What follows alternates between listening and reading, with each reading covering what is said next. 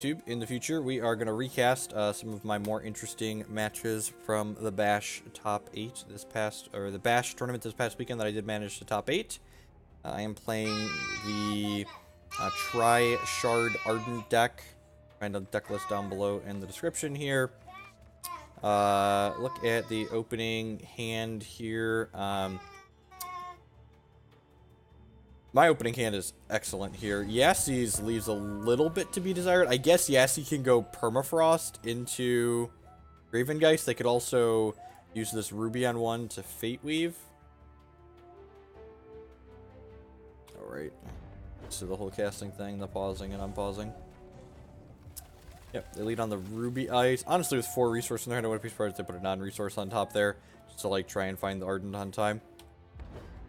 My hand is a good solid aggressive curve here. We get to go Howling Plains Alpha into Hero of Legend, start generating some Valors. Howling Plains Alpha, for those not familiar, this is a 2/2 for 2 that it creates the Valor power-up. When you attack, it's kind of one of the engine cards in our deck. Our deck does different things with these Valors to generate value off of them, in addition to them giving a power-up. And whenever this attacks, it gives all of our Valor's troops +1/+1 till end of turn, so kind of a Valor anthem, if you would. Hero of Legend is one of the cards kind of self-enabling. Whenever one of our Ardent troops damages our opponent, we get to create a Valor. And when it attacks, our troops with Valors on them gain invincible until end of turn, so they can't be damaged or destroyed. So it kind of lets them attack into boards that wouldn't otherwise be profitable. Opponent snagged their Necrotic here, so I'll probably see like Deathseeker plus Cremate, if I recall. Just like get in and kill that before it gets a Valor on it. And Deathseeker, Gravengeist is going to lead on because it's evasive, but one of the reasons I love Ardent Crusader in this deck is our Ardent Crusaders here have Skyguard and Steadfast in them, so they're going to be able to block the Gravengeist nicely. And this is a type of matchup that's really pretty good for this Ardent style deck. We're just like a little bit bigger aggressive deck, and the Redling style deck no longer has cards like Lasgar's Vengeance in order to really punish us for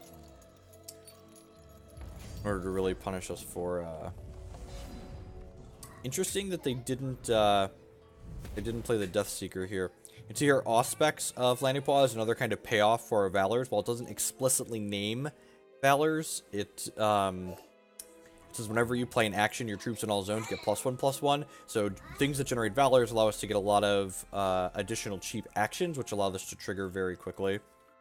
Yep, I'm recasting. I'm going to recast 3 of my matches from the Bash yesterday that I thought had some interesting ones in it. You'll notice here that I chose to play the Hero of Legend here on 4 as opposed to playing the Auspex of Lanupaw, even though it was more resource efficient. In general, you want to think of Auspex of Lanupaw as kind of a 5-drop. You want to play it and play a 1-cost action the same turn you play it whenever possible, so that way you get at least 1 trigger out of it. This way, if your opponent has a way to remove the Auspex of Lanupaw from the table, you already generated value out of it by buffing not only all of your troops in play, but also the troops in your deck that you're going to be drawing.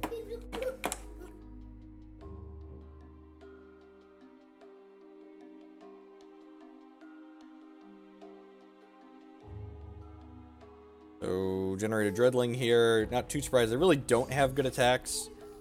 Lasgar's Bloodsworn's a card that's been sneaking into some of these Redlings decks. It's a 3/3 with Crush for 2. Sacrifice another troop to give it Rage 1 permanently. The Scrounge 2 is a modifier from the Gravengeist, so this doesn't normally have Scrounge 2. Just another 2-cost sacrifice outlet. It's really good with a lot of these decks have also adopted Boltwing Phoenix as a way to kind of have a sweeper still. It's very good with that. The resource here, play out the Auspex of Lanupaw plus a Valor. This game kind of runs away pretty quickly. The second game in this match is a little bit more to it. We kind of just, again, like our troops are large. Yassi doesn't have a catch-up card in Lasgar's Vengeance anymore, and they just pack it in there when I get to, a 5/5 and a 5/6. Those are larger than anything else they're going to be able to put on the table.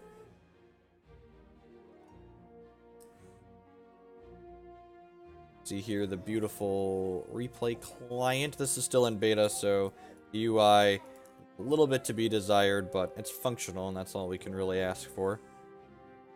Second game in this set.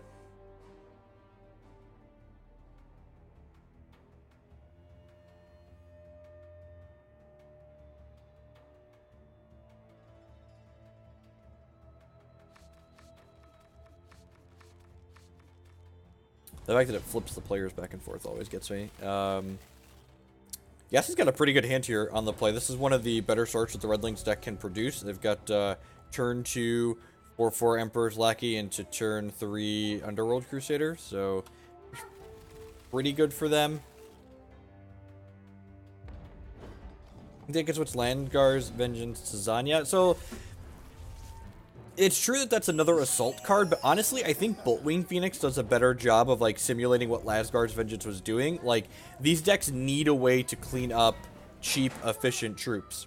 You can see here, my hand came together really nicely on the other side of the table. I started with just one Intrepid Conjurer and was going to have to play just one this turn while leaving a resource open. I drew a second Intrepid Conjurer here. So Intrepid Conjurer is another one of our cards that pays us off for having Valors. Whenever you Valor an Intrepid Conjurer for the first time, it becomes another Intrepid Conjurer. So basically you can just create a bunch of Intrepid Conjurers if you have a bunch of Valors. So things like Hero of Legend that generate a bunch of Valors are very potent with this Intrepid Conjurer card. So this sequence here is kind of interesting. I went into the tank for a little bit on this block step here because there's a lot of different directions that this combat could go. Do you feel like the current decks and more that you wrote about back in May are still good, or do they need updating? Honestly, Immortal doesn't really have a format. Like, those decks like had some results in like the couple of smaller tournaments we have, but like, it's like when you introduce a new standard format, right? Like, the results of the first standard tournament after the format, like, kind of give you a baseline, but, like, they're not really telling about, like, which decks are genuinely good in the format. And without tournaments to consistently drive innovation and get people to tune, there's no really saying, like, which of these decks are good, bad, or otherwise. So, to answer your question directly, I think they're probably still fine. The answer is, if they're bad, nothing's really happened between then and now to really know if they're bad or not. So this block could go in a couple different directions. We've got these two Intrepid Conjurers here, so we could double on the Lackey or the Crusader here. Doubling on the Crusader isn't particularly appealing because when this Crusader dies, they get to draw 2 cards. Doubling on the Lackey's like kind of appealing, but at the same time, like, one of the big advantages to playing Dreaming Fox as our champion is you'll notice we have a really high starting life total. We have this 25 starting health. You'll also notice I've got a Silver Talon Adjudicator here in my hand, which lets me gain 5 life if my opponent has more life than I do. So we're starting this game at 30 life. So I came to the conclusion that I wanted to just go ahead and take the hit here. It's a hit for 7-9. We're going to 16 because keeping these Intrepid Conjurers in play has huge upside if we hit one of our Valor producers.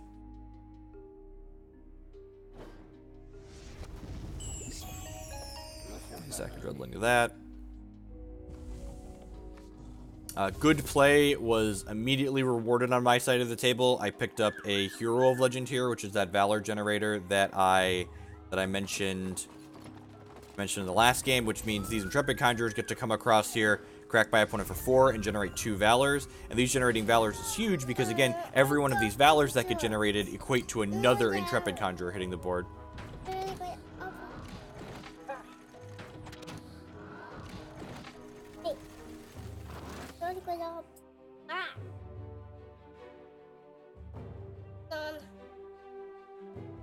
So opponent has pretty solid aggressive line here. Kind of surprised they didn't attack with the Graven Geist there and knock me to.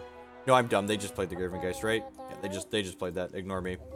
But anywho, on my side of the table, we've got a couple different choices here. What's this random face down card in my hand?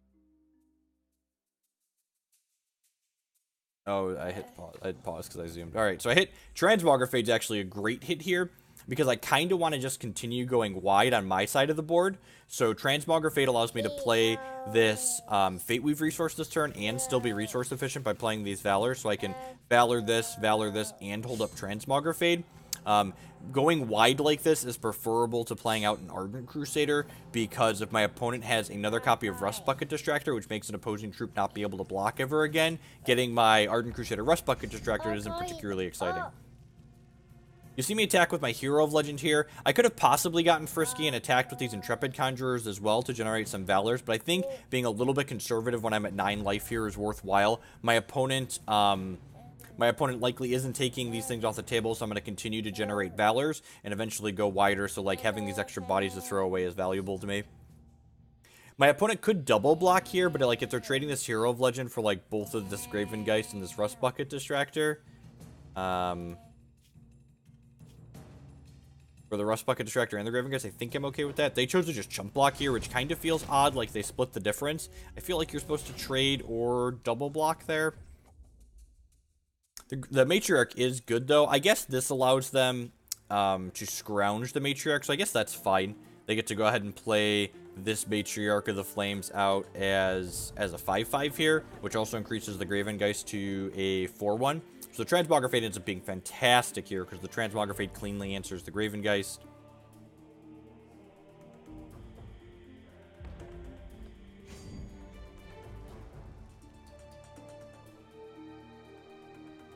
So I believe they crack with the squad here. Yeah, so squad comes across. We get to Transmogrifade this Dorko into a Copycat or a Polyberry Pouch.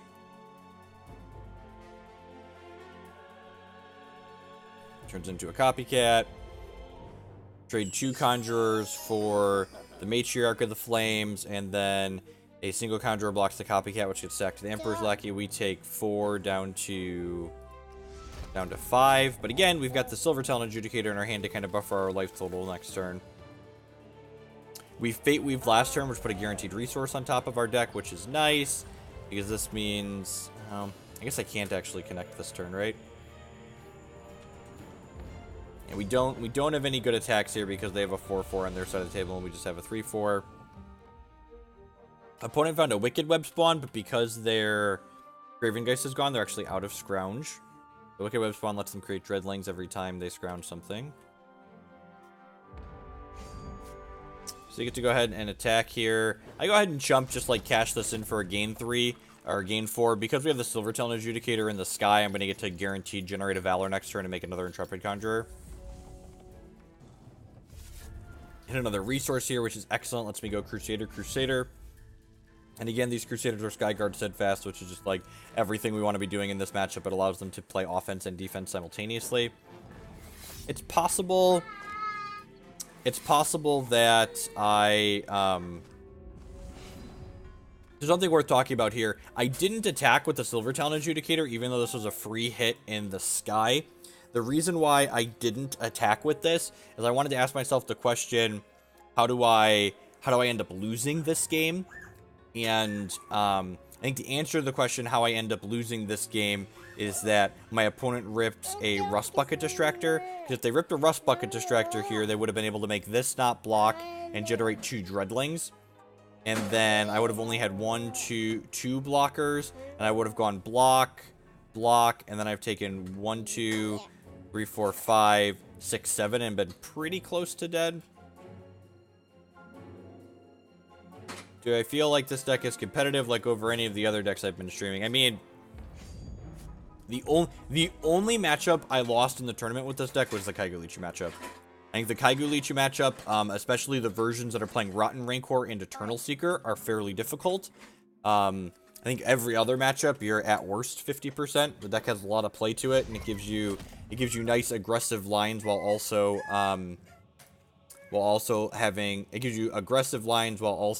having what's the word I'm searching for? While also having a lot of play to it by going wide and generating card advantage. Now you shouldn't, and this is a good lesson, right? You shouldn't take a single event result and say, yeah, this deck's competitive. You gotta remember, variance swings both ways, right? Like just because it did well in one event doesn't mean it's gonna do well again. Like it's a really narrow point of view, honestly. Going on Jin. So I drew here Pippit Hustler, which is probably one of the better draws we could have. It's the old Transmogrifade troop. Everyone is going to be getting an Alter Art Pippit Hustler.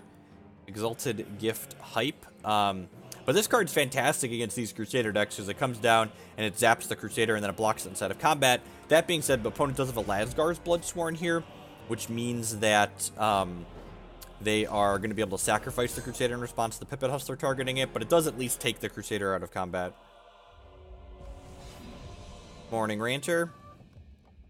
And we've got here, this is like a great example of like games that I find interesting that just, like, didn't exist when Lasgar's Vengeance was a card that was legal. Like, my opponent and I are kind of building to a board stall, and I feel like these games that build to board stalls like this allow a lot of room, for players to leverage play skill in TCGs, because big boards and combat math are one of the more complicated things that exist inside of card games. There's a lot of room for players to make good and bad decisions inside of big boards like this.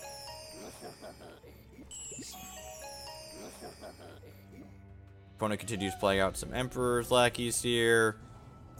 So we hit a Shard here, which is actually decent, and this is one of the reasons why I love Dreaming Fox. This is the high starting life total. When we hit that 7th resource, we get to gas back up here. We go ahead and Guidance for a non-resource here. Get another Hero of Legend, which is great. It means the Silver Talon Adjudicator makes 2 Valors when it attacks. Yeah, they gave me replay access when we cast the Bash 2 weeks ago, so I just have replay access in general, so I get to do some fun stuff like this, recast some of my matches. One of the things to notice here, okay, so opponent drew Fire with Fire. This says summon a copy of target troop. That troop gets speed, and at the end of turn, sacrifice. This card's actually really good with these Crusaders, because, like, they can copy my Crusader and get 2 Phantoms at the end of turn. They can copy their Crusader and draw 2 cards with Fire. But yeah, it seems really kind of sweet.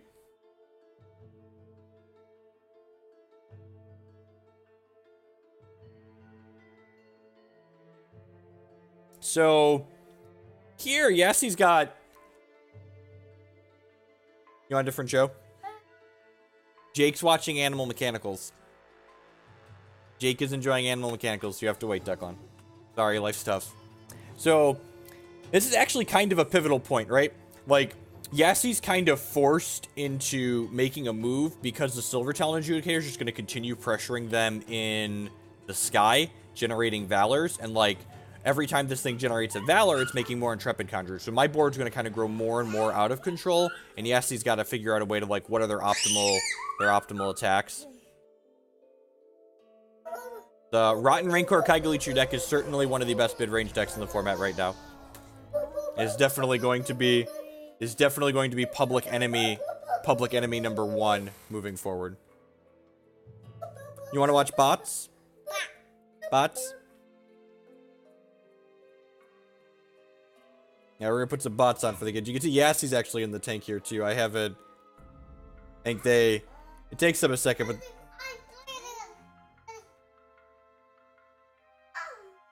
You want mini force? Okay, these are kind of bots, I guess. So, it's literally Moto troops on both sides that just idle Lasgards. So they're figuring out what they want to fire with Fire here, and ultimately they end up using Fire with Fire on my Ardent Crusader. It's loading, bud. So this is actually really good for them because it allows them to alpha attack while also getting 2 Phantoms to defend with on the backswing.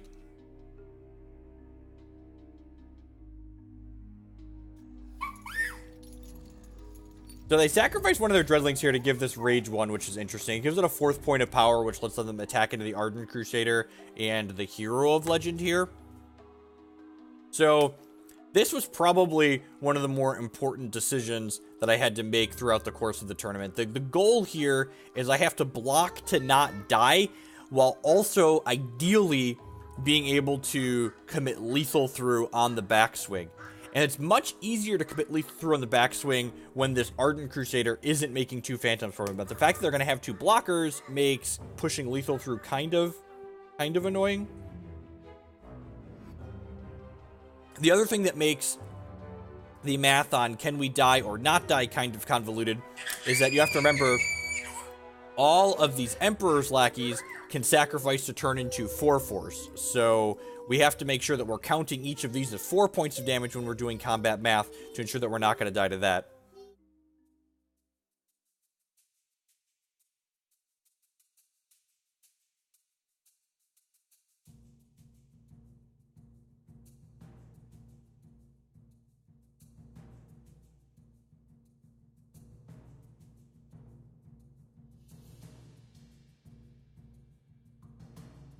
So, what does Jeff end up doing here? Can I pause this on blockers? They did this. All right, so what did I end up doing? So I blocked Hero of Legend here, and remember this one, this guy can't block. So Pippit Hustler went here, this Phantom went here, this Phantom went here, and so that leaves me back a Silver Talon Adjudicator, a Hero of Legend, and an Intrepid Conjurer here, which is theoretically lethal, right? Like this, this means that I'm going to have 3, 4, 5, 6, 7, 8, and then 9, 10 points of damage up here. This Ardent Crusader is also going to trade with this Lasgar's Bloodsworn, which means I'm going to get 2 more points from that. That being said, my opponent's going to get 2 blockers from this, so we're not exactly lethal on the backswing.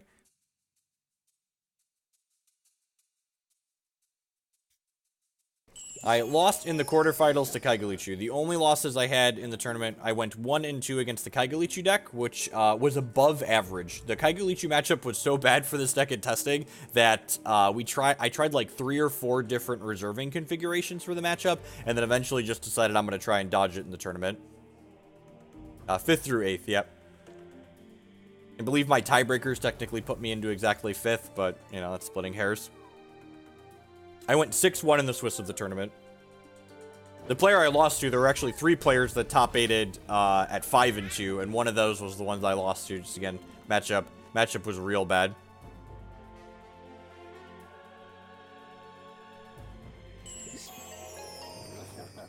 So they sacrifice that. Their Crusader dies at end of turn. They get a couple of Phantoms.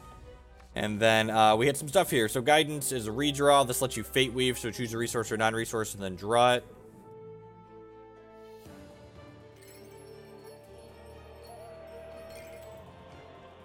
And Guidance into another Guidance, so we get to do that again. And then we hit Decree of Banishing here, and Decree of Banishing actually lets push through a little bit over lethal. So Decree of Banishing tags one of these Phantoms, and then we can Valor. Actually, we don't even have to Valor at that point, right? So we kill 1 blocker, and then this is 6, 7, 8, 9, 10 exactly. The Valors let you do a little bit extra. We need some Heartbreak Bruise X Dowzo with the $4.99 a month resubscription. And yes, he conceded when I played that out. Are my notifications not working? I'm really sorry if my notifications aren't working, Dowzo. Thank you for the continued support. I'm going to go check those now.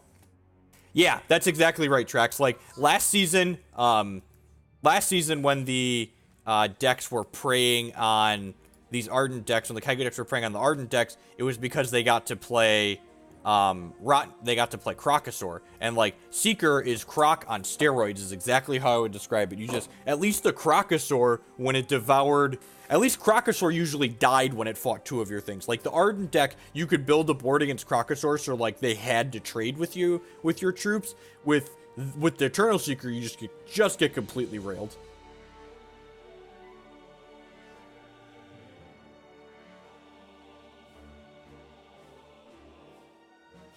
Box isn't working. So annoying. Oh, Twitch alerts. How about now? Just.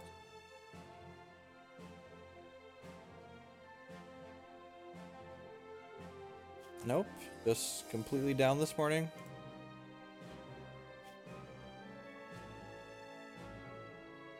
Weird. Refreshing it didn't work. Yep, and it voids. Yeah, it's much scarier. So like the big question that remains to be seen is like, and this is something that I don't think a lot of people are going to pick up on. So the top four of the bash was 4 copies of Kaigalichu, right? So a lot of people can look at that and just kind of go, the format's not terribly. I hit the reload button, Marty. It's the same thing. The exact same thing. A lot of people look at the top 4 being the same 4 decks and come to the conclusion that, like, the format's not very diverse and they were all the same thing. But the important thing that you have to note is 2 of those 4 Kaigalichu decks that ended up making top 4, they basically made top 4 on the back of pure variance, because they got into the top 8 at 5-2. The 5-2 players went all the way down to 14th place. They went from 6th to 14th place. So, like, if tiebreakers just move a little bit differently, we go from having 4 Kaigalichu decks in the top 8 and 4 in the top 4 to Furry Codex being in the top 8. And what else went? What else went 5-2 in the tournament?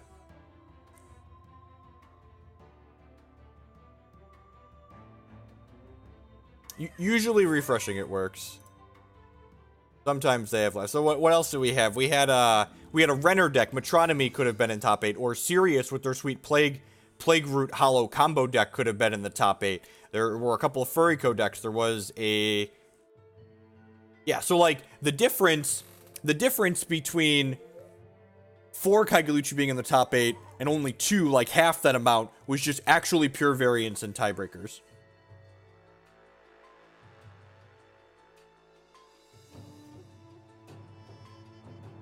I mean, Novacaine's a good player who's now arguably playing the best known archetype in this format.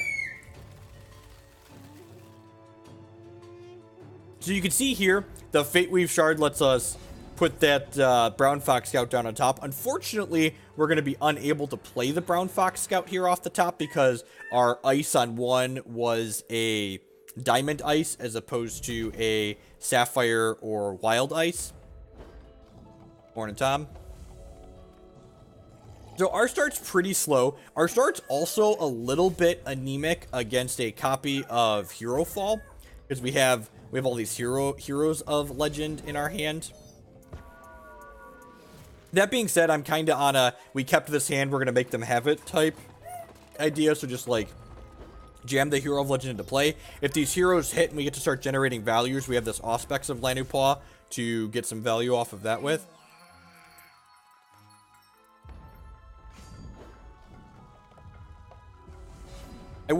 I would like to point out that Novocaine was one of the people that very foolishly implied that Diamond Sapphire control was actually the issue last season, and that this season we would be overrun with Diamond Sapphire control because that deck was omnipresent, and like they just didn't understand like the idea that the control deck was only good because of how narrow the aggro decks had made the format. So, like, again, the results of this first bash really point towards the indicator that myself and people along my line of thinking were correct, that the control deck was only good because it was able to prey on the 50% of the format that was aggressive decks. Like, this deck that I'm playing here, this Tri-Shard Ardent deck, is actually very reasonable against the control decks because it attacks on a lot of different axes. And in order for the control deck to warp, in order to be good against this deck like what I'm playing, they have to give up percentage points against other things in the field that they would normally be able to be good against. So no surprise here that they chump block this Hero of Legend here. Not only do they get to draw a card from that chump block, but if this Hero of Legend connects, it generates 2 Valors now since I have double heroes in play. He is certainly the best Kaigaluchi player at Hex. Has a ton of experience with the archetype. So the Transmogrifade is actually like an insane pickup here because it's like really efficient, quick removal that interacts with these Deathcry troops. It also, for instance, makes the Runebind not have their Deathcry trigger anymore.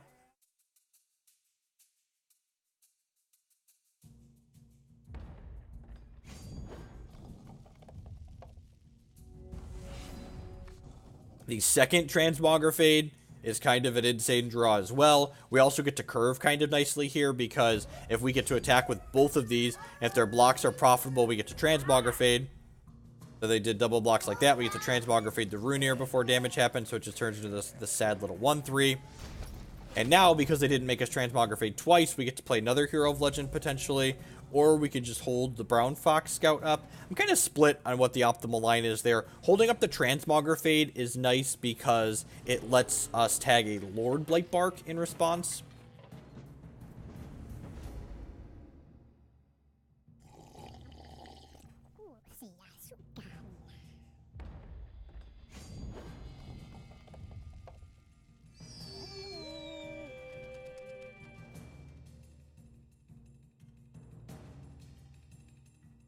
Sure, tracks, but the thing that was making Diamond Sapphire control be... So, in order for Diamond Sapphire control to be as good in this format as it was in the last format, tracks, is that Kaigaluchi would have to be as overbearing as Lasgar's Vengeance was in the previous format. And if Kaigaluchi is as overbearing as Lasgar's Vengeance was in the previous format, like, that's a completely different issue.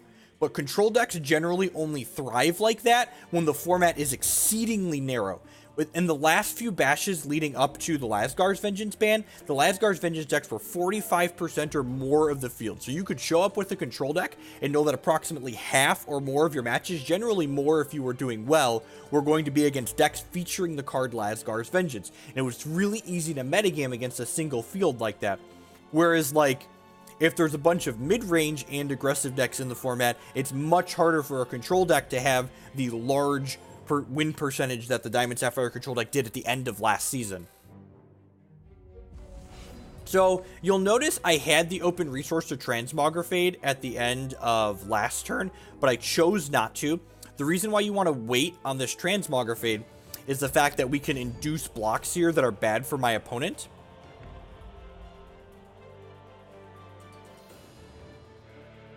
Yeah, exactly, Renter. That's exactly what we're doing. I've picked 3 matches here, and they ended up doing exactly what I wanted them to do here. They blocked everything, which means this Transmogrifade just rails them into the dirt. We get to Transmogrifade this commander prompt. The average 3-drop dies to Hero of Legend, and then they lose their entire board, which means they're not going to get to Deathcry trigger this Succubus onto anything.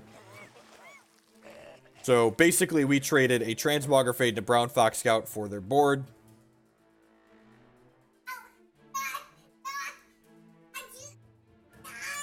Jacob, get off of him, please.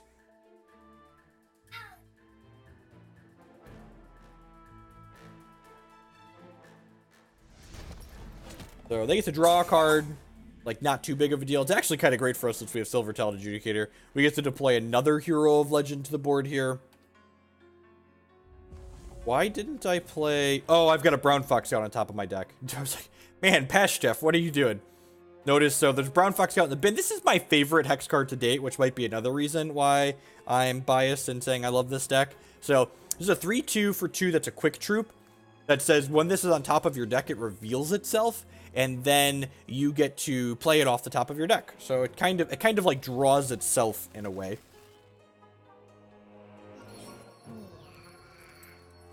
So, something that's kind of greedy on my opponent's part here, you'll notice that they chose to not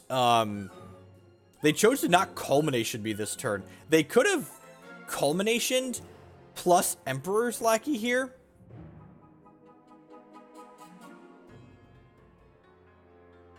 Which is kind of interesting.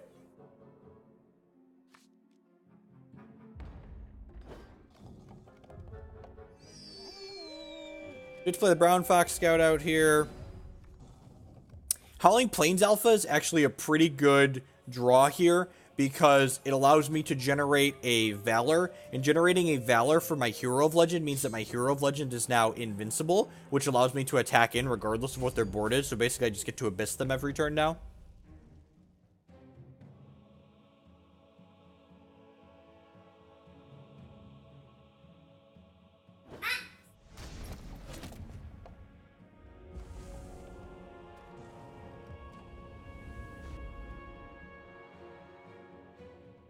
So, one of the reasons this game was kind of interesting is that we kind of get to, again, one of those big board stalls that just, like, doesn't happen in formats where Lasgar's Vengeance exists. So, now I can no longer attack in with my 4-5, so we just kind of play Drago from here for a little bit. My board keeps their board in check, and we hit Intrepid Conjurer, which is actually a good draw if we ever find a way to punch through. You can play Scout before you draw for the turn. So on your side here, you have different stops, and if you put a stop here, it'll let you do stuff before you draw for the turn. My opponent draws some extra cards here. They hit a couple of resources. Kind of interesting that they chose to make a Battle Hopper this turn as opposed to laying the Wild Ice out. So something that's important to note in this deck that's different with other Dreaming Fox decks. In Dreaming Fox control decks, you often want to Fate Weave Ice to the top of, or Fate Weave more resources to the top of your deck with Ice late like this so you can get closer to the champion power. In this deck, we're less inclined to want to Fate Weave more resources up because this is just supposed to be an eventual boost. You want to keep your action density high in this deck.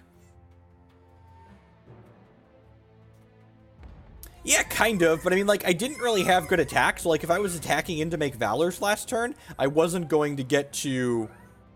So Dawn Mesa Duo here comes in and has Mobilize, and when it enters play, it creates a Valor for each exhausted troop we control, so it creates one based off of this guy, and then we get to Valor this Intrepid Conjurer here and, you know, make a new guy. So both of us just building up our boards here. Opponent hit a Lord Blightbark, which lets their Deathcry troops trigger when they enter play, so that's really kind of scary. It means that if my opponent hits something like a Runir Hierophant, their board's going to get very, very large very, very quickly.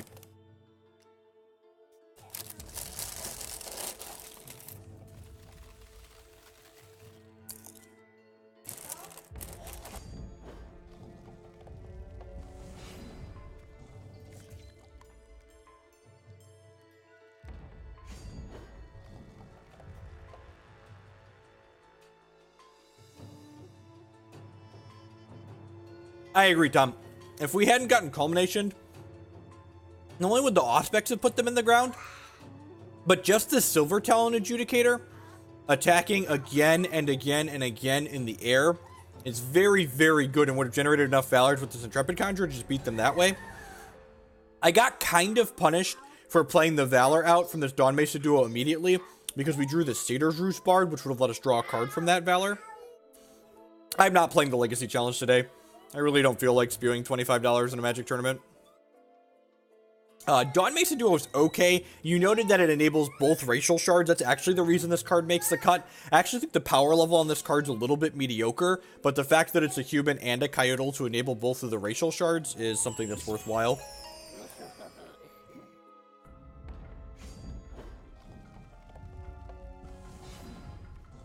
Draw Wild Ice, and again, we could Fate Weave a resource at the top of our deck to hit our champion power, but we're likely to hit that at some point anyways, so we might as well just put more action on top of our deck so we have the highest action density possible. They chose to Hero Fall our Satyr's Roost Bard in case we hit a Valor Generator, but like, the thing they weren't thinking about here, if we hit a Valor Generator, we're going to go wide with this anyways, so...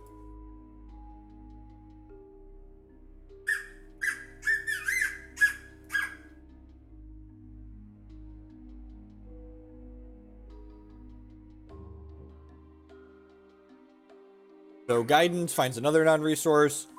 Crusader, not a fantastic card, but it's another card that just continues bucking up the board. Another thing to think about is, again, just like last game when we had a board stall, these Emperor's Lackeys on my opponent's side of the board kind of put the onus on them to need to play something out here because these things are just ticking down again and again and again here. Pippit Hustler is a great hit. It allows us to tag this commander prompt. And I tagged the commander prompt aggressively there because this lackey they would have needed to sacrifice something to. Also, tagging the commander prompt allows this Hero of Legend to start attacking because their troops can no longer block it for free.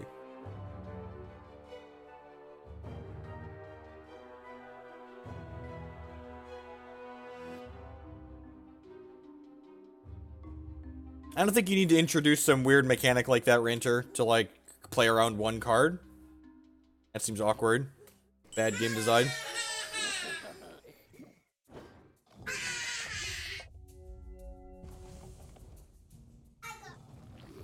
So, opponent hit a Grounds Creeper here. So, they've got a lot of payoff should they hit a Deathcry troop. But again, they just, like, don't have a Deathcry troop here. We dealt with the Runir Hierophant that they had early.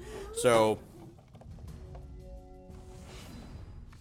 we finally hit the 7th resource because, like I said, you don't want to aggressively do that, but you'll just hit it kind of eventually.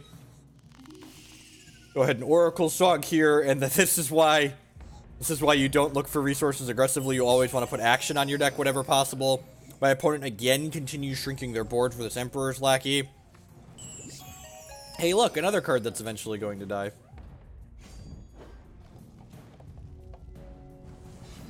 Never hold resources in this deck. We have Silver Talon Adjudicators. Also, you want to work towards your next champion power. This Runebind here is a pretty important draw. It allows us to delay a Deathcry troop for a turn or just kind of do something tricksy inside of combat. I can no longer attack with my Hero of Legend profitably because they have a 4/5 to bounce it off of. Opponent finds a Woken Droktar, which is very, very free, so this gives their troops +5/+5. We've immediately been rewarded for holding this Runebind. Hopefully, at this point, we're like fingers crossed that, like, my opponent makes an attack here, so that way we can Runebind this Drok'tar and, like, have profitable trades in combat. They sniff out the piece of removal, and they don't make that line. And again, we just kind of sit here playing Drago. Which, again, it's like, who hits first, right? If my opponent hits a Deathcry troop first, they're going to be ahead in a big way. If I hit a Valor Producer first, I'm going to be ahead in a big way. The Runebind Hierophant comes down here as a 2/2 for 3. Which then Lord Blightbark happens with this Woken Drok'tar. So it generates this Giant Abomination. That's a 7/7. That's then a 12/12 from the Woken Drok'tar. Then this Ground Creeper triggers, targeting the Runebind Hierophant. And this is kind of an interesting thing. So, like, I could have runebound this Runebind Hierophant, right? I could have delayed them and made sure they don't do these things. But the question I have to ask myself here is, what's the winning line? Like, runebinding this Runebind is like, this is a play to lose more slowly line. I still can't attack into this board. I'm really far behind if they attack with this Woken Drok'tar. And the conclusion I came to was that I wanted to induce a bad attack out of my opponent. And the best way to do that is to have an answer to this Woken Drok'tar, which means, like, if they attack with everything next turn, I'm actually going to have pretty profitable blocks. And then on the backswing, I'm going to get to hit them and generate a bunch of Valors, which is going to let my Intrepid Conjurer go really wide. So I chose to just let this Runebind shenanigans happen here. And we hit Auspex of Lanupaw, which is not the worst hit. Again, Auspex of Lanupaw makes all of my troops larger whenever I play an action. So this Runebind is not only going to tag their Woken Drok'tar if they attack, but it's also going to make all of my troops larger.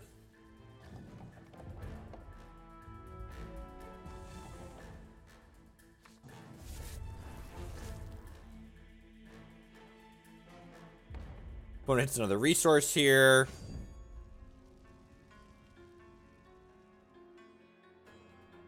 And they have to decide here, do they want to pressure me, or do they want to sit back on this Ground Creeper plus this Runebind Hierophant and continue building up this, like, insurmountable board advantage? If I was on the other side of the table, I would probably just sit tight and, like, continue making giant things with my Runebind Hierophant and Ground Creeper every turn until I could kill my opponent.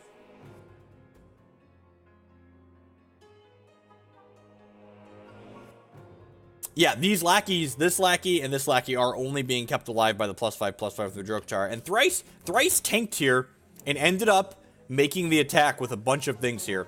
And so we get to Runebind this Woken Drok'tar, and then we get ahead in a really big way here. Because they got aggressive, we get to punish them here. So these lackeys sacrifice, one of them sacrifices the other so it can live. That goes away. And again, all of my troops got larger when I played that out too, which is pretty huge. So they've got two rather large abominations here, a 9/9 and a 7/7. But other than those two, they really don't have anything particularly impressive attacking us. This could be a 4/4, so I get to eat it. So I get to eat everything that's attacking here. And then take 16 points from these. Again, every troop I have on the backswing represents generating 2 points of Valors with these Hero of Legends. So I really don't want to throw troops away just to gain some health here. My health total is a resource, and I want to use that aggressively to gain an advantage in this. So my opponent's Ground Creeper targets their Runebind, so they have 1, 2, 3, 4, 5, 6 blockers here. Transmogrifade is a fantastic card off the top. Not only does Transmogrifade allow me to interact with one of their large blockers inside of combat, but Transmogrifade, because of Auspex of Lanupaw, is going to allow me to make all of my troops much larger, so it's going to make it more difficult for my opponent to determine what are profitable blocks for them. So I don't want to lose this Intrepid Conjurer that allows me to make more Intrepid Conjurers, and I don't want to lose my Auspex of Lanupaw, so the correct attacks here are to attack with every other Ardent troop I control. This is an attack with 7 troops as opposed to their 6 blockers. So even if my opponent chooses to block with absolutely everything they have in play, I'm going to connect with my opponent and generate 2 Valors thanks to my Hero of Legends. And 2 Valors means 2 more Intrepid Conjurers and 2 more Auspex of Lanupaw triggers, which is just going to, like, make my board grow completely out of control. They chose to only block 3 of my troops here. Yeah, they chose to only block 3 of my troops here, which meant not only do they take a large chunk of damage here, but they, I get to generate 8 Valors here, which is pretty insane. So they go down to 3, And we get a bunch of Valors here.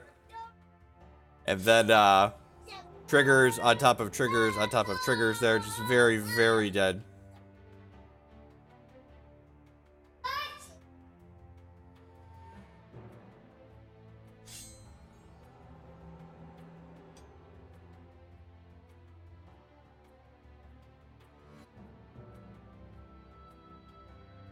I mean, like, was getting 2 more troops going to change the outcome of this game? They definitely should have, objectively speaking, it's correct, right? But, like, look at this board. I'm pretty sure if I recall, they concede before I get to play all these Valors out, but, like, every troop in my deck was getting +8/+8 here, and I was getting 8 more Intrepid Conjurers.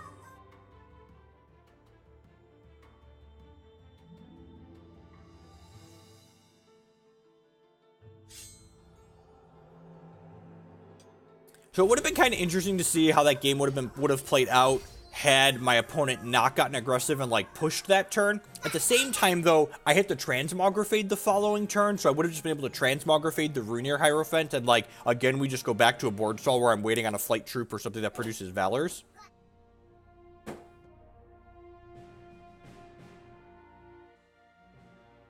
So I downloaded the second game in that match, but I don't think I'm going to cast that. It's only 6 minutes long because my opponent missed their 3rd shard drop and just kind of died. So I don't think I'm going to show that. It's not particularly interesting. Particularly interesting TV.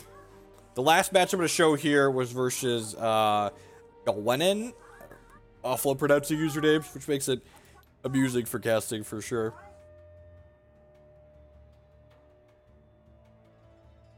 So, Bloodspinner Zorath here. This is a kind of mediocre hand on the play. And one of the reasons why this hand is mediocre, like, you look at this hand, and it's like, it's got, like, a powerful card in Ardent Crusader, it's got a guidance, but the main issue with this hand is that we don't have a Sapphire threshold, which means this hand has 4 resources in it, and I need to Fate Weave more resources so I can try and hit Sapphire. I think this hand is like the low end of keepable, but it's definitely not super exciting. I lost in the quarterfinals, Dark Wonders. No, I don't play sealed. 0 out of 10 do not play sealed. I don't play this sealed format especially. I'm not a huge fan of this limited format. It's very synergy and bomb oriented. This format's probably a great example of why like sealed is much worse than like async draft would be, because getting synergy decks together in a sealed format is like pretty miserable. Like the number of times where like you have 1 or 2 bombs and like don't have any supporting cards for those bombs kind of sucks.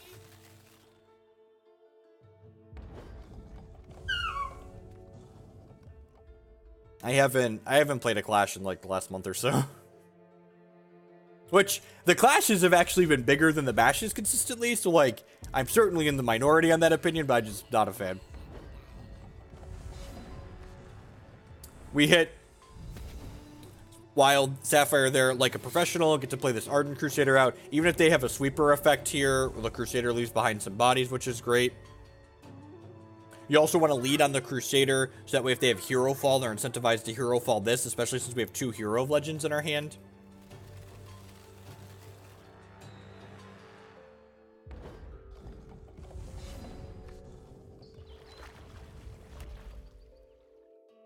I would take the interactive format with conscript to the format we have now with very limited removal every single time.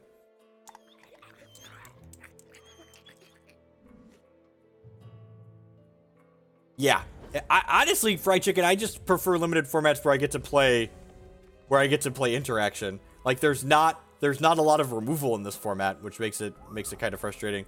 You see, my opponent's hand here was pretty well set up against us, right? Like, they have double Strangle, they have a Massacre, they have their Zentoss Malice, they have a Journey to Nowhere, which actually isn't really a combo with anything. And then we rip the beautiful, beautiful bird to draw 2 cards with the birdie. Intrepid Conjurer is a good pickup here.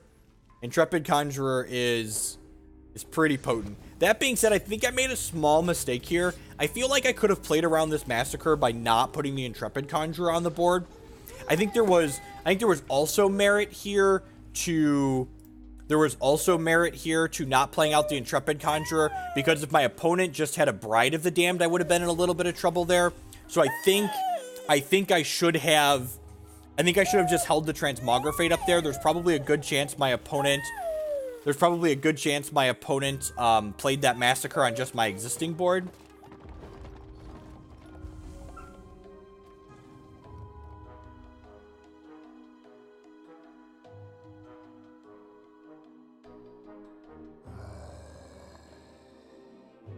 A Withering Gaze me. They have all three of their powerful card advantage constants going here. I played a lot of the clashes when we were 665. I top 8'd one of those and I top 32'd 5 others. Yeah, 5 others because I earned 6 hero fall promos from them.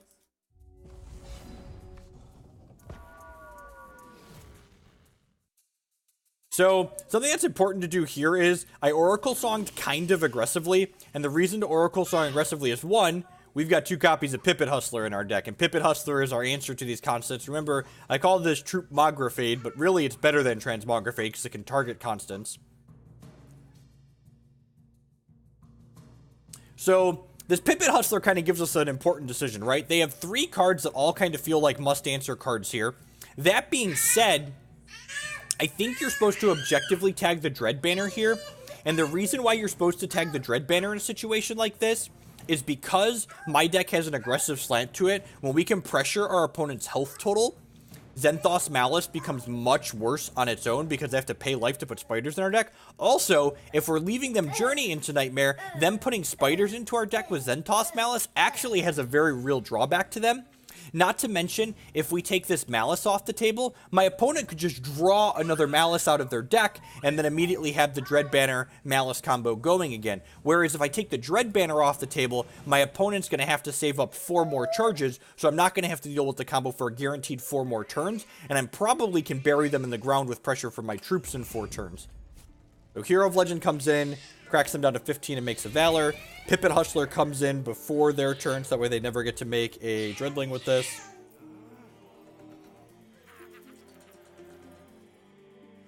They get a Chimera Bot here.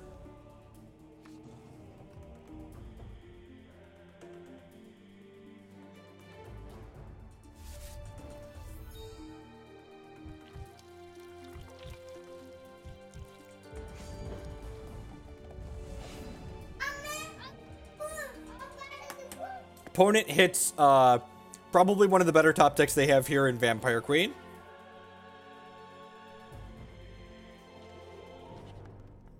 We have Decree of Banishing to take the Queen out, and then we have Valor here on the Hero of Legend to go ahead and pressure them. They also don't get to life drain here.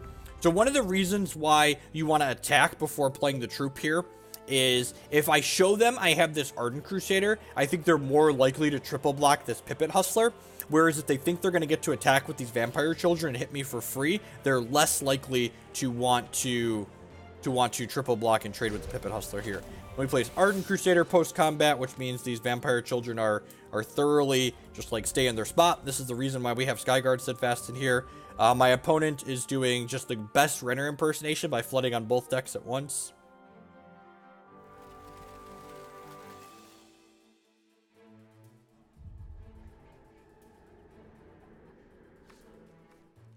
Opponent's Blood is favored to draw a couple extra cards here. They have to choose between Strangling and Fentioing here.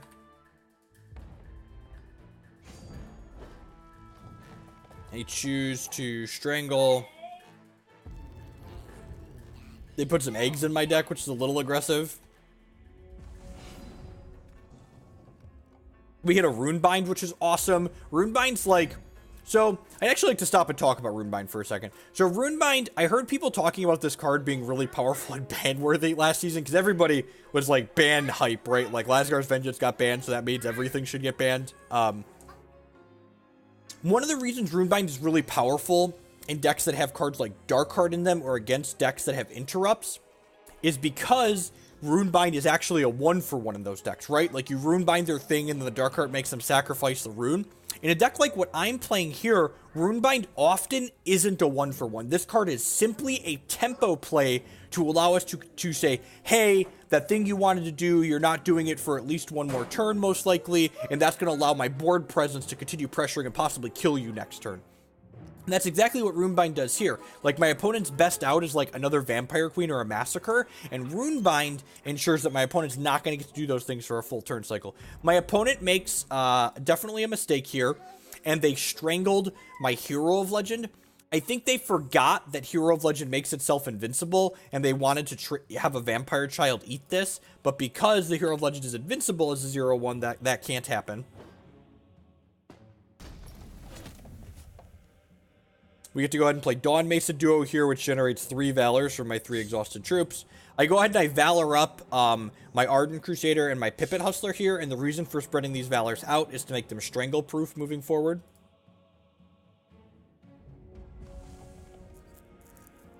Opponent draws another resource off my deck, draws another resource off their deck. Hey, they could have drawn spiders off my deck.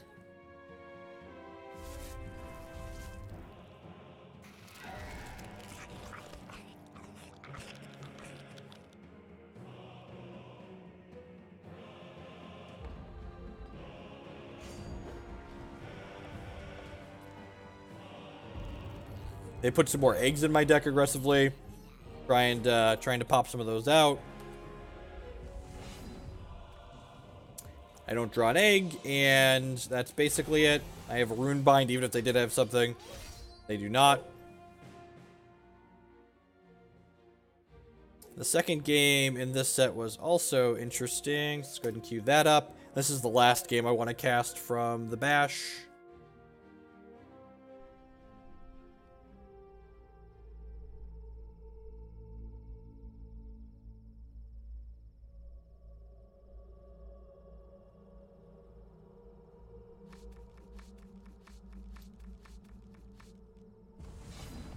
This hand is a great example of why Fate Weave is awesome and increases the range of keepable hands that you have. I have a 1-shard hand on my side of the board, but I have Diamond Ice to guarantee a second resource. I have Guidance to guarantee a third resource. If we hit one for this turn, we're just going to get to curve out naturally. You get to see my beautiful Moonrise AAs here. Aren't they pretty? Aren't they pretty? Opponent's hand is pretty good on their side of the table, too, though. They have Gemborn Prowler, which allows them a very clean answer to my Underworld, or my Ardent Crusader. And they have Massacres to clean up the board should I be able to go wide. We actually hit Wild Ice here. And this is a really small thing, but it is objectively correct to play the Wild Ice first in the Dreaming Fox Ardent deck. And the reason why it's objectively correct to do that is because that Wild Ice for Fate Weaving a resource with it, so we could Fate Weave a Sapphire Threshold to the top of my deck, and then underneath that, we could hit a Brown Fox Scout.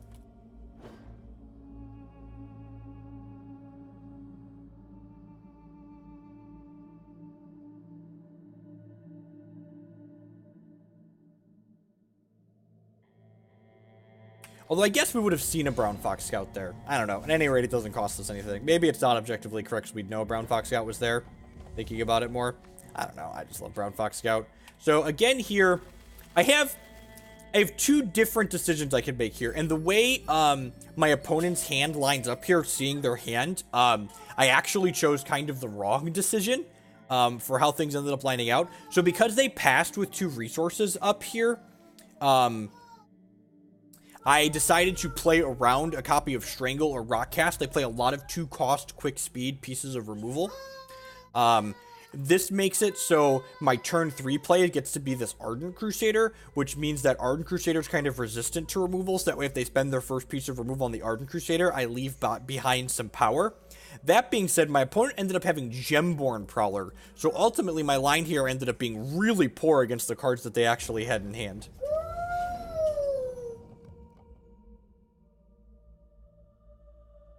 So I could have played the Howling Plains Alpha there, and then like had a troop on board and not have been able to do anything. And you see here they had a 3rd sweeper and another piece of removal to their hand here. So their hand is literally 7 pieces of removal at this point. So we play the Ardent Crusader here. It's not that we're scared of Strangle, like, so the way you have to think about these troop decks is our troop decks are just like mono things that die to removal, right? So dies to removal isn't a reason to not play a troop deck.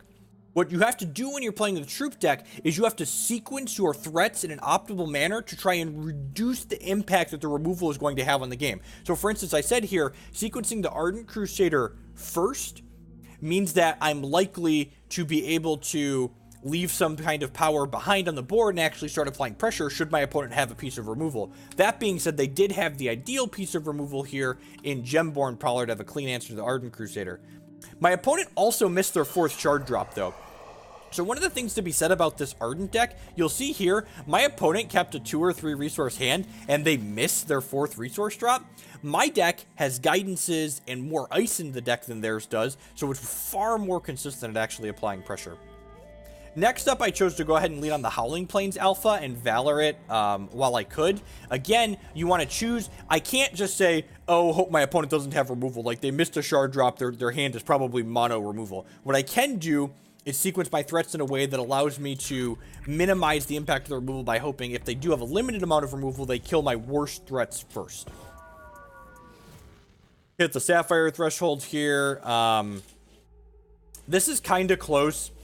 There's merit to playing the Moonrise Elder first, because if my opponent has a hero fall, I'd much rather they hero fall my Moonrise Elder rather than hero falling all of my Hero of Legends.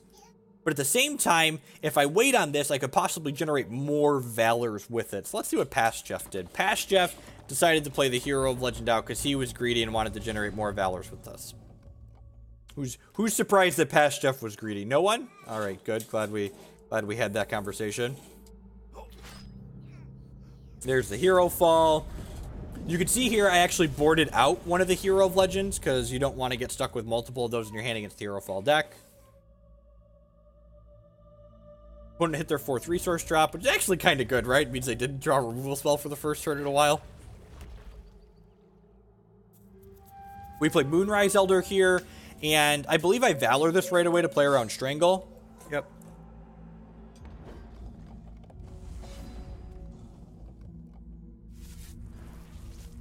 So opponent had the Strangle here, but they also had the 2nd Gemborn Prowler, so. That is correct, Ashiok. I could transmog my own troop and prevent them from taking things out of my deck.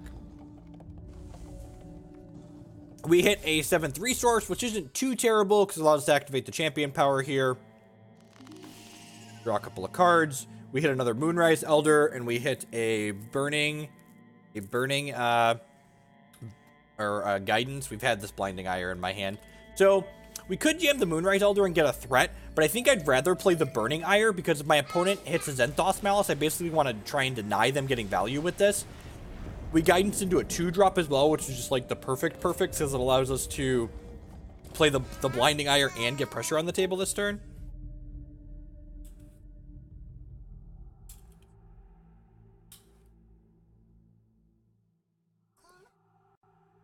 So Tom, one of the things to keep in mind in a matchup like this is that the opponent doesn't have a lot of troops, but the troops that they have are really high quality. You need to answer a Bride on the spot. You need to answer Vampire Prince on the spot. These are cards that you can't just leave to sit around and play. So this Moonrise Elder actually gets to generate 2 Valors, which is sweet. We get to Valor up this Howling Plains Alpha and then attack for 4 here.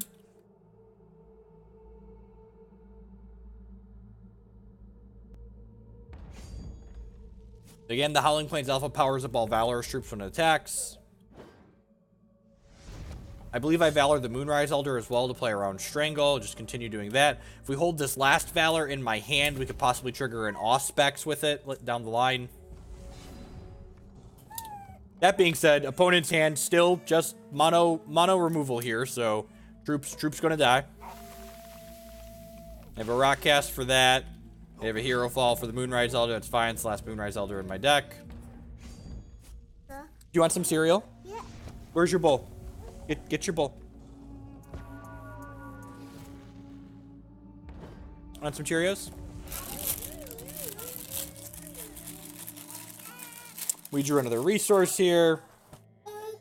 Bride of the Damned enters into my opponent's hand here, which again I mentioned one of those must answer cards. Bride definitely falls into that category. Opponent being sharp here and waiting to play this Bride or waiting to do anything with this Bride of the Damned until I have a troop in place. They can generate value with it. My Auspex of Lanupaw gets played out here, and then I get to Valor it immediately, which turns it into a 4/4.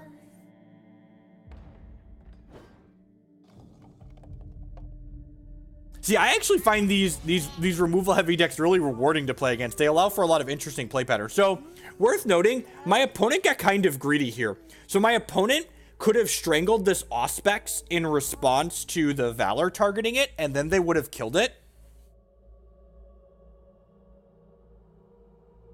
See, Ranter, sometimes I wonder what TCG players want, because, like, people complained when, like, they were getting run out of games really quickly by Lasgar's Vengeance, but then, like, people complain when games are, like, long and drawn out and interactive, so I don't actually know what TCG players want.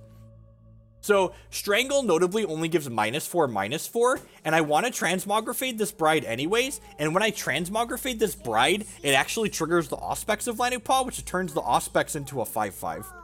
So, my opponent's going to be very sad with the outcome of this Strangle here. So we turn this Bride into an Acolyte of Shoku, and then this Strangle turns us into a 1/1 until end of turn. They want to sit down and get stuff. That's basically what it boils down to. They just want stuff. And now I have a 5/5 to attack with, and they have Rock Casts and Massacres and a Waltz of the Damned, and none of these things line up very well against my 5/5.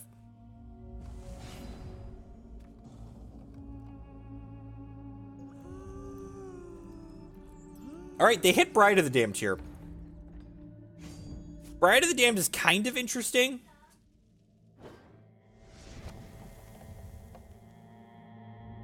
So, like, you see I didn't just Transmogrifade the Bride aggressively here, and the reason why I don't want to Transmogrifade the Bride aggressively is because if my opponent responds with a Hero Fall, they're going to get my Auspex of Lanupaw.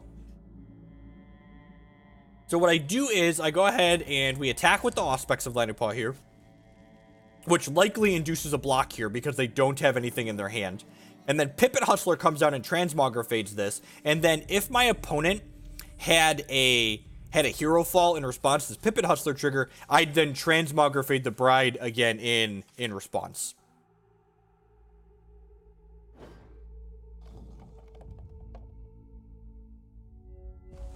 And now all of a sudden I've got 10 power in play, and my opponent has these Massacres, these Rock Casts that don't seem particularly impressive on this board. So I block here, and this block kind of screams Massacre, right? But what I do, because I have this Transmogrifade in my hand, I get to Transmogrifade my opponent's Acolyte of Shoku, which triggers the Auspex of Lanupaw again, which means my Pippit Hustler gets to live through this Massacre. So Pippit Hustler back down to a 3/4, and Auspex is a 3/3. We find another Auspex of Lanupaw here, which at this point, we're just jamming the second Auspex into play, right? Because if we get Hero Fall, is the most common removal spell for Auspex, we're going to lose it anyways.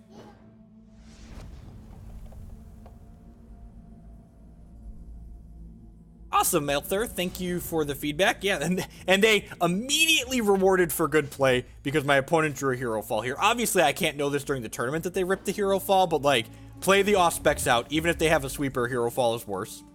My opponent milled over here what is probably one of my better cards on this board. It's at this point, it's an 8/8 because Auspex is triggered 4 times, but it's a Steadfast, gives my other Ardent troops +1/+1, and when it dies, it turns into the Save Soul constant, which then turns back into itself. So it's just really hard for them to remove, so pretty good that they build it over. This Massacre's kind of annoying. It allows them to reduce my power on board just to 2, but I do still have this Auspex on board, so, like, you know, I get to potentially trigger this 1 or 2 more times.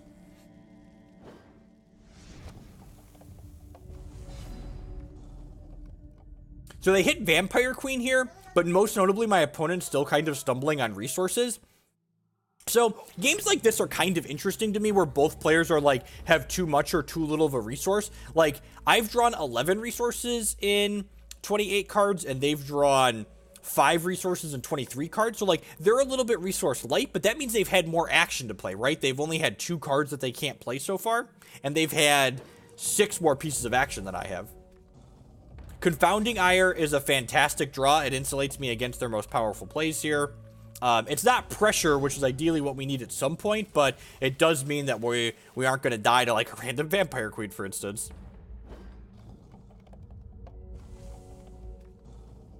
We draw a Howling Plains Alpha here, which is a 5/5 because Auspex should triggered 3 times. I choose to Valor the Pippit Hustler because I want to diversify my threats here a little bit, and we get rewarded for doing that by them having a Recast for the guy, and now we have a point of power in play. They Vamp Queen, we interrupt.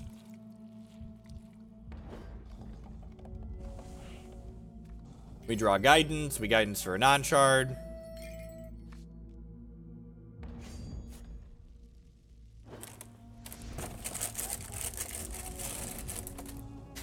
We drew another Confounding Ire, they drew another Vampire Queen. Fair's fair, I suppose.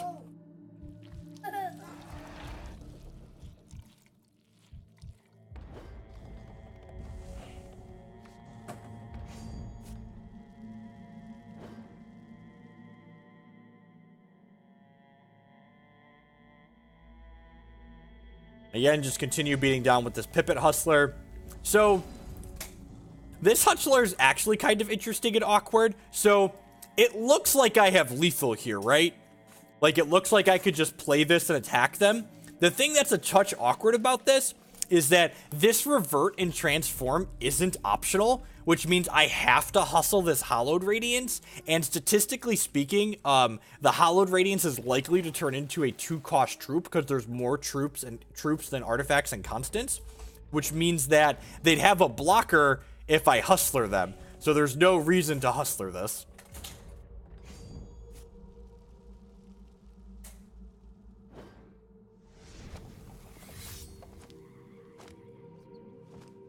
Morning Tron. Hit Ardent Crusader here, which, you know, this Ardent Crusader's kind of huge. So they waltz to the damn tier, which is pretty good. They take my Ardent Crusader, and they get to make 2 Phantoms. This gives me an opportunity to end step Pippit Hustle something that's not the Hallowed Radiance.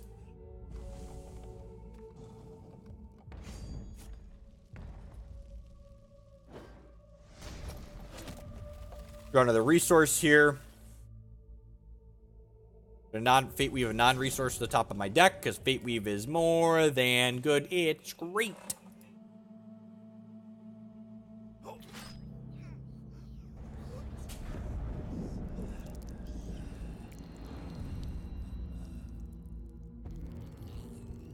Opponent vomits out their hand here, and we're super far behind at this point.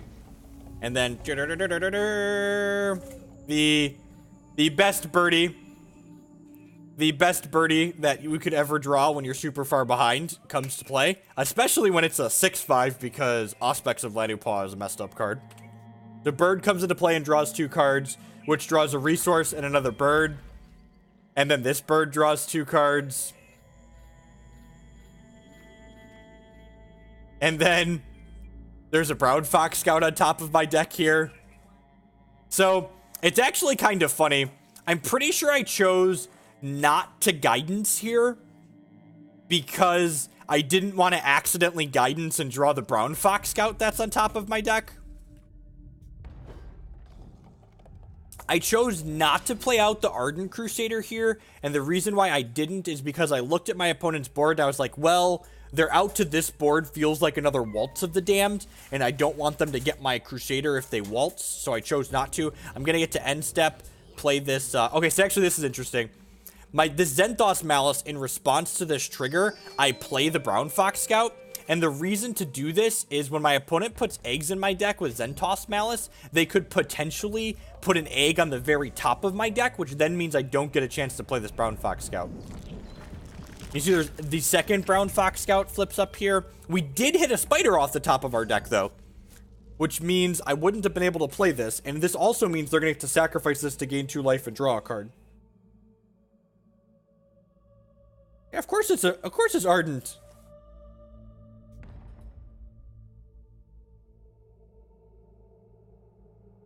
There hasn't been Sapphire or Diamond Ardent decks in a while, so no one's taken note of that. So they get to block across the board here like they have to.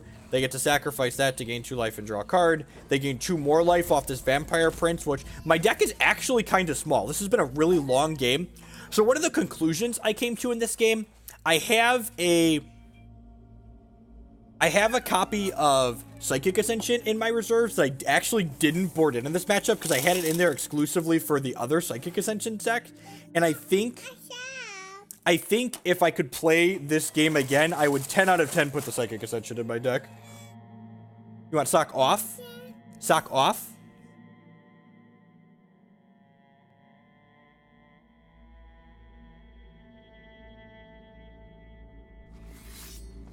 I play the Ardent Crusader out at this point because I just want to try and apply enough pressure to actually kill them here. Do you want help?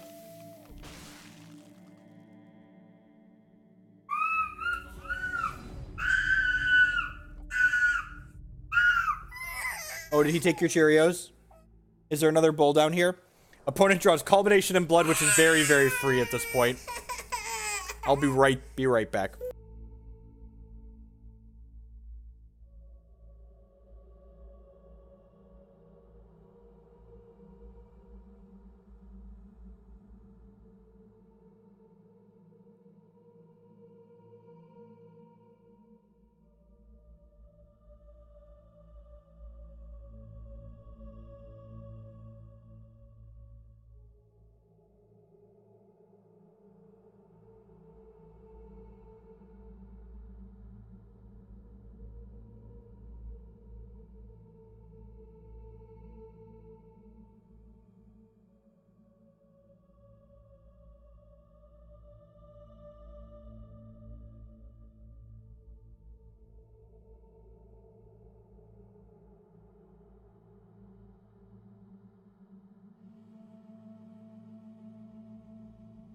Alright, so they draw this Blood's Favor, which someone commented on how much life can they gain if they void my crypt. I think that's actually what they do here, if I recall correctly.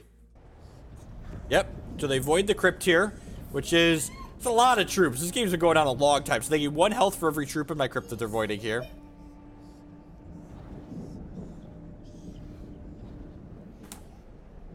Takes the replay client a second here, so they gained 10 health off of that. This allows them to pump some eggs into my deck.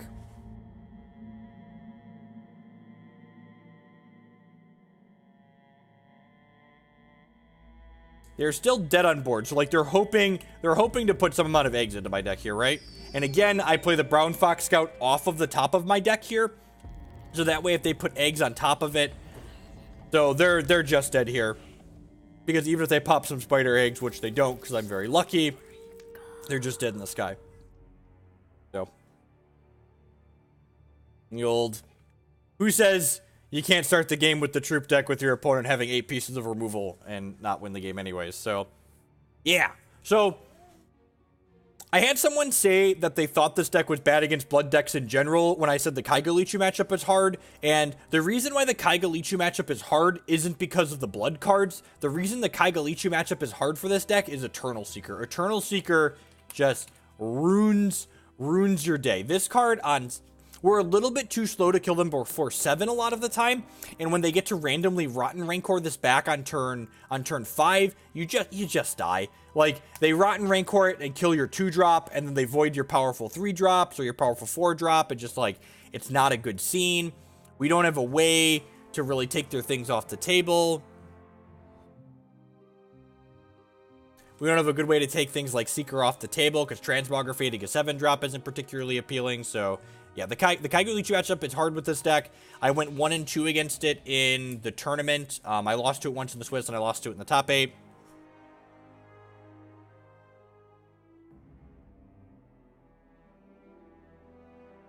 Yep. I mean, they kind of tried to apply pressure, Marty. I just, like, had answers for their things, right? Like, I Transmogrifaded their brides, and then their Gemborns ended up getting swept away by their own massacres.